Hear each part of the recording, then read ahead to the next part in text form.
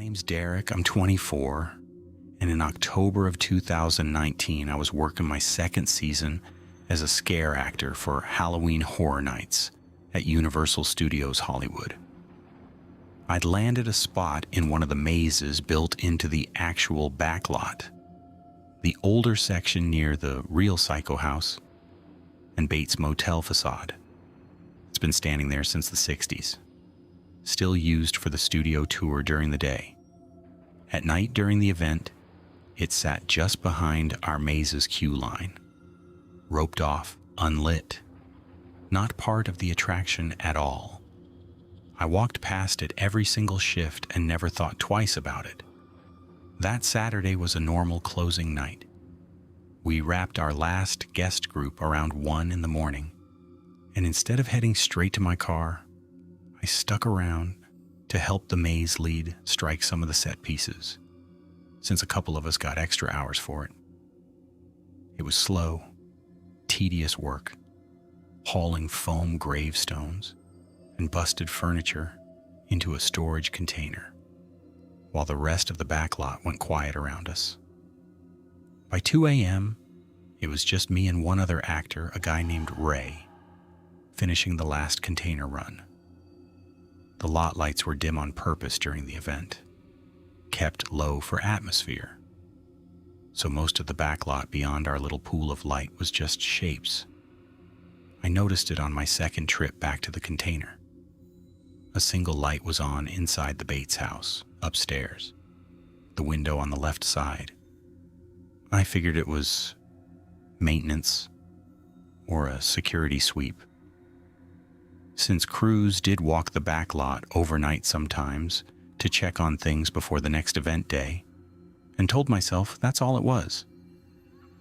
Ray hadn't seen it and didn't seem interested when I pointed it out. Said the studio probably just left a work light on somewhere. So I let it go and we kept loading the container.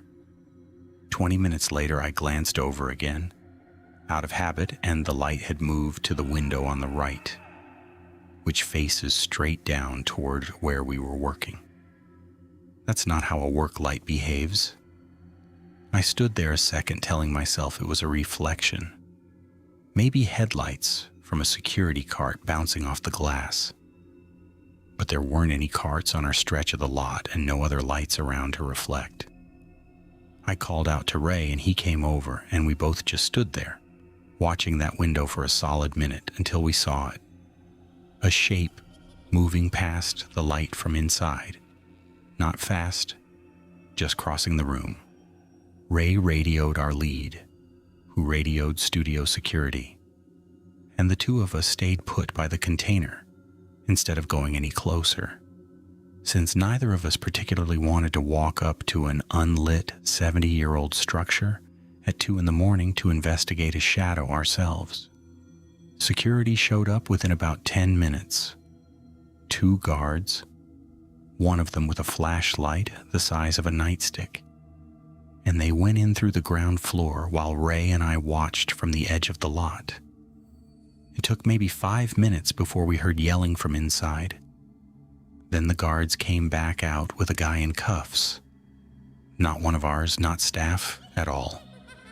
Turned out he'd been sneaking onto the lot through a gap in the perimeter fence near the tram yard for almost 3 weeks, sleeping in the attic space of the Bates house during the day when it was empty, and moving around at night once the crowds thinned out, using a battery lantern he'd hidden up there so he wouldn't get caught with a phone flashlight. Security said he'd apparently figured out.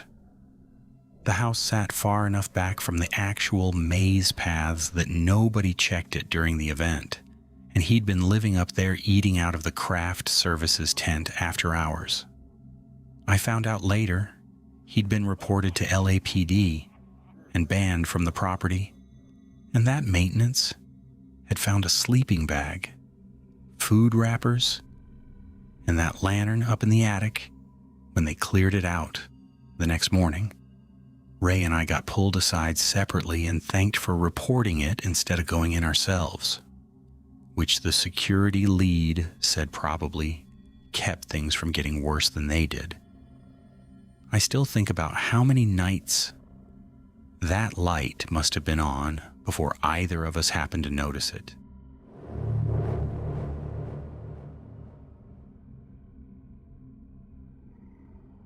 I'm Marcus, 31, and back in March of 2021, I worked overnight security for a contractor that covered several of the sound stages at Universal Studios Hollywood, the graveyard shift, 11 p.m. to 7 a.m., mostly checking that doors were locked and nothing was left running. My regular route covered 6 stages, including stage 12, which at the time was being used to store leftover set pieces and props from a production that had wrapped a few months earlier. Everything crated up and shelved along the back wall while the studio figured out what to do with it. It was on my list, purely because it still had power running to it.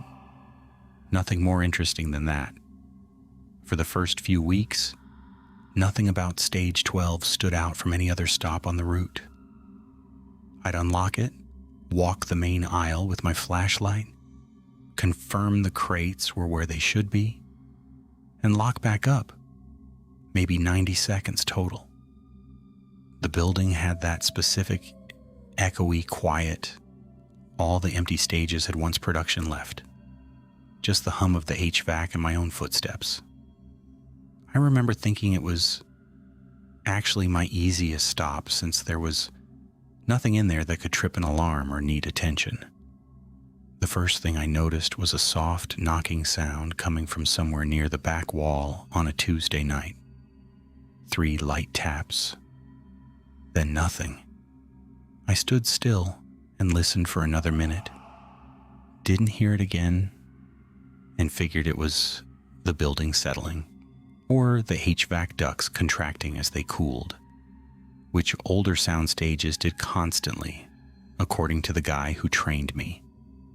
I finished my walk and moved on to my next stop without giving it much more thought. Over the next week, it kept happening, always somewhere in that same back third of the stage where the prop crates were stacked, sometimes knocking, once what sounded like something being dragged a short distance and set back down. I started timing my walkthroughs a little slower, telling myself I was just being thorough. But really I was listening for it.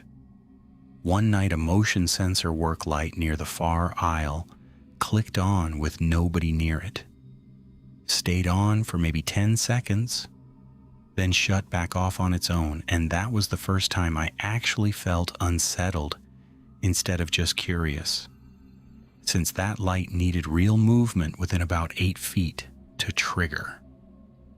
The night it actually escalated, I walked in, and one of the crate lids, which should have been screwed down, was sitting propped against the crate instead of on top of it. I stood at the head of the aisle with my flashlight up and called out that this was studio security and I knew someone was in there, which in hindsight probably wasn't the smartest move to make alone.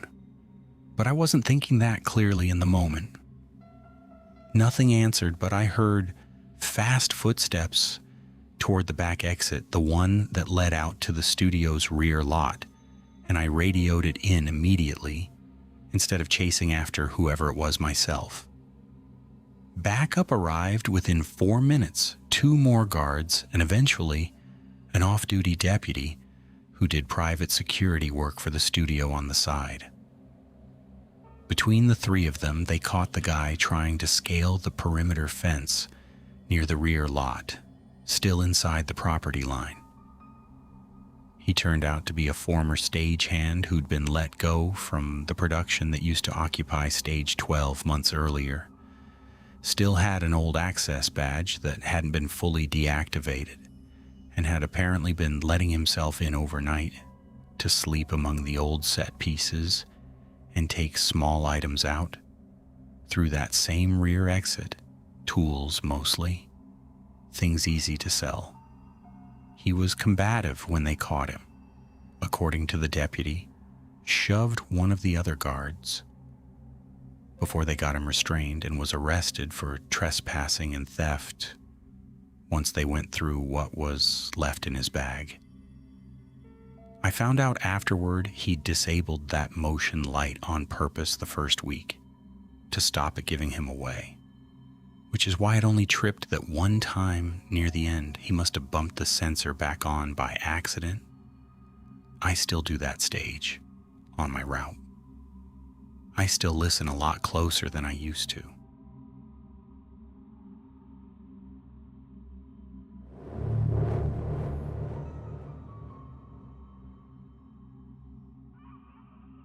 My name is Priyanka. I'm 22. And in the summer of 2022, I worked as a ride operator at Universal Studios Hollywood, specifically on the studio tour, the tram ride that takes guests through the back lot past King Kong and the old sets. My shift started at 5 in the morning, before the park opened, because someone had to walk the tram yard near the King Kong soundstage and check that each tram was clean, charged, and ready before the first real crew showed up at 6:30. Most mornings it was just me and one other operator, a guy named Josh, doing the walkthrough alone in the half-dark. The tram yard at 5 a.m. was honestly kind of nice most days. Quiet in a way the park never got once it opened. Just the hum of the soundstage generators and birds starting up somewhere past the fence. My job was simple. Walk each tram, flip the safety bars down to test them, wipe down the seats if needed, and note anything broken on my clipboard. I'd done it probably 60 times by that point and could do it half asleep, which some mornings I basically was. The first thing that struck me as off was Tram 14, which I remembered locking down myself the night before since I'd closed with it on my last shift. Its safety bar was up on the 3rd row when I got there, and the seat cushion looked damp, like someone had sat on it wet. I told myself the overnight cleaning crew must have gone through it and just left the bar up, since that happened sometimes when they got interrupted mid-task, and I made a note on my clipboard and moved to the next tram without dwelling on it. It was maybe 20 minutes later, doing my walk past the same tram again on my way to check the charging stations, that I put my hand on its hood out of habit and felt it was warm, actually warm. Not sun warm, since the sun wasn't even up yet. Trams got plugged in and shut off overnight, so there was no reason for one to have a warm engine at 5 in the morning unless it had been run recently. I stood there a second telling myself, maybe the overnight crew test drove it, but I also knew that wasn't something they normally did, and I started paying attention differently after that, not just going through my checklist. My radio caught a stray bit of chatter a few minutes later, just a half second of something that sounded like a voice, not the normal channel traffic Josh and I used. And when I called out to Josh over it, he said he hadn't said anything and hadn't heard it either. We met up near the charging stations to finish the rest of the walk together instead of splitting up like usual.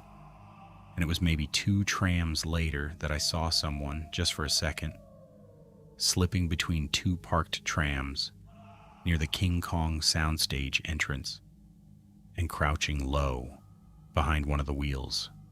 Josh saw it too, and we didn't go toward it. We backed up to the little office trailer at the edge of the yard and called it in on the actual studio line instead of trying to handle it ourselves. Park security got there in under 5 minutes, and between the 2 guards and Josh and me, fanning out along the fence line, they cornered a guy hiding behind Tram 14, the same one that had been warm, crouched down between it and the soundstage wall. He'd apparently snuck onto the property the night before during a school field trip that ran late, hidden somewhere until the park cleared out, and spent the whole night exploring the back lot on foot, including taking Tram 14 for what security guessed was a short, unauthorized drive around the yard once he found the keys left in it. Security walked him out to the front gate for LAPD, and I heard afterward he was a minor, maybe 16, and got released to a parent with a trespassing citation. I check every safety bar twice now, and I never touch a hood without thinking about it first.